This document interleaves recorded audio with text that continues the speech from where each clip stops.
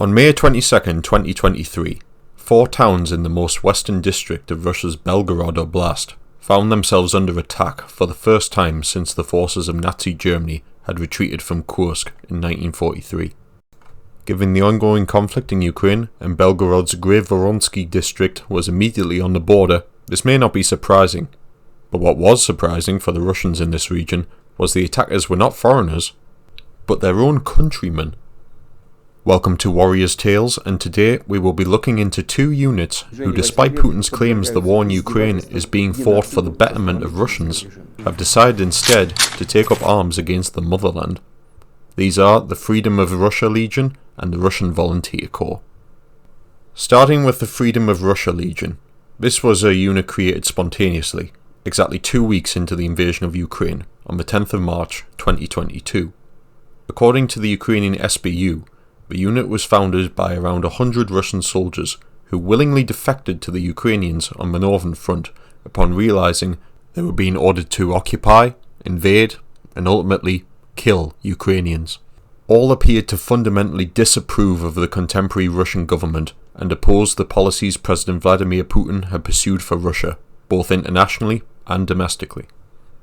Though they offered their assistance to the SBU to help identify and catch infiltrators, they were quickly trained on Western weapons and sent to fight on the front line in the east at the end of April 2022 as part of Ukraine's International Legion against the gradual Russian advance in the Donbass. Though there were no issues with their combat performance, with only 100 men, they could only do so much, and despite capturing some prisoners and a tank, they had little impact on the wider war, and in mid-July retired from the front in order to regroup. Though several other captured Russians, most likely poorly motivated conscripts, had been incentivized to join the Legion, there is little to no evidence their ranks grew.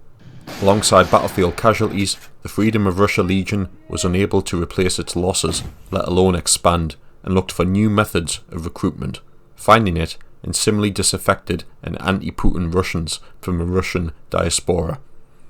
At least 250 new fighters joined the ranks, and by late August, the Legion claimed it had hundreds more in training out of 4,000 potential candidates.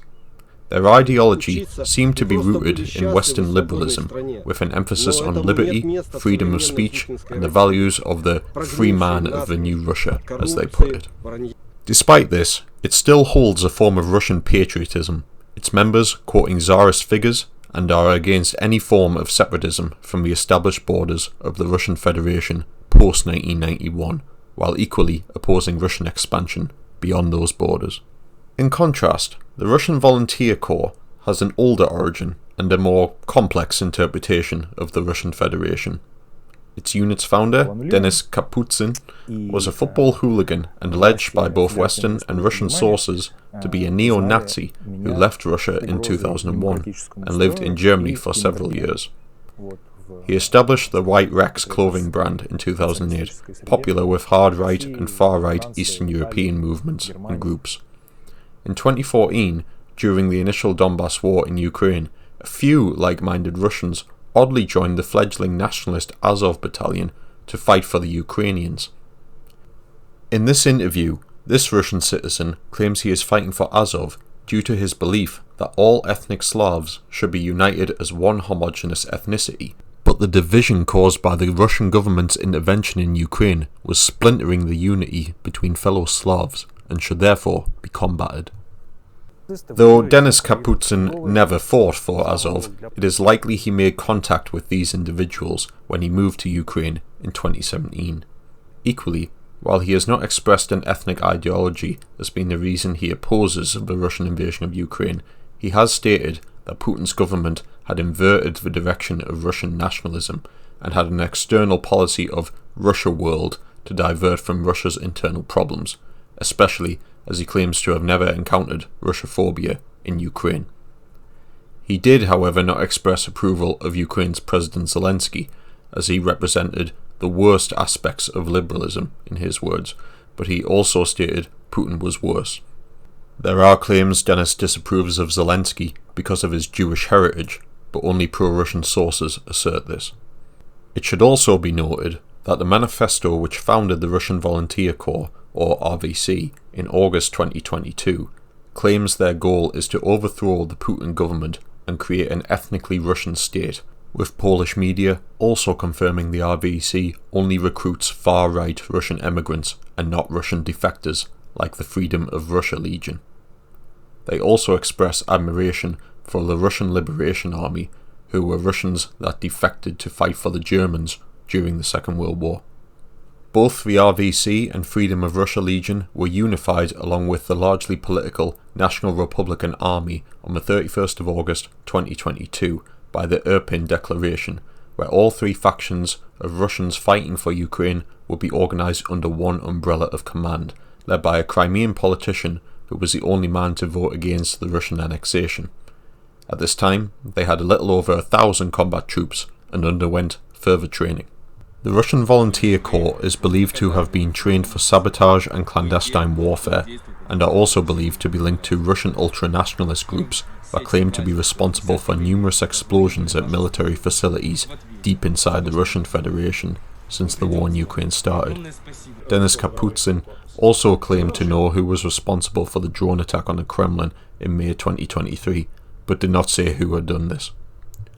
This has led to speculation by Russian media and pro-Russian bloggers. The Russian Volunteer Corps, and indeed their affiliates in the Freedom of Russia Legion, has been indirectly trained and supplied by the CIA to conduct acts of sabotage inside Russia, especially as Ukraine has distanced itself from saying it directly controls the Russian Volunteer Corps, but there has been no evidence for any of these claims. The troops of the Irpin Declaration have also been accused of conducting several cross-border missions into Russia. The destruction of 2 trains and the killing of 2 civilians while attempting to place more explosives in Bryansk Oblast, according to the Russian FSB, is due to their doing. It is speculated this again is the Russian Volunteer Corps, and they may have even had a role or may be directly responsible for the loss of 4 Russian aircraft on the 13th of May 2023, which also crashed in Bryansk.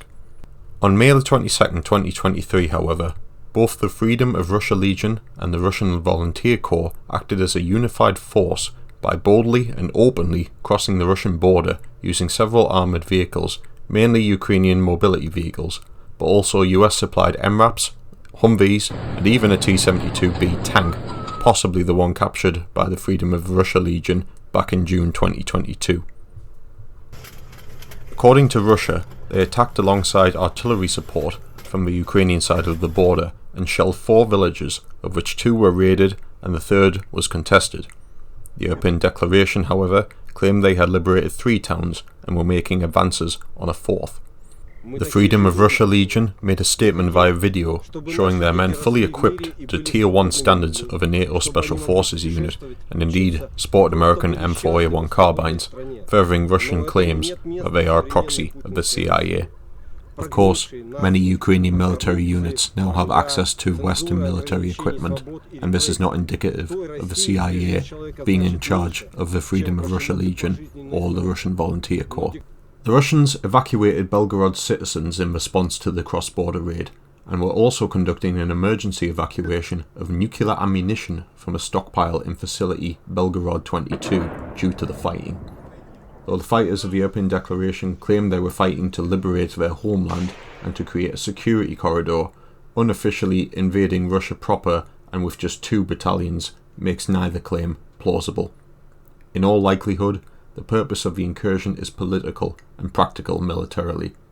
Ukraine just lost the small city of Bakhmut to Russia a couple of days prior and wished to distract from the fact it lost the months-long grueling battle for the city.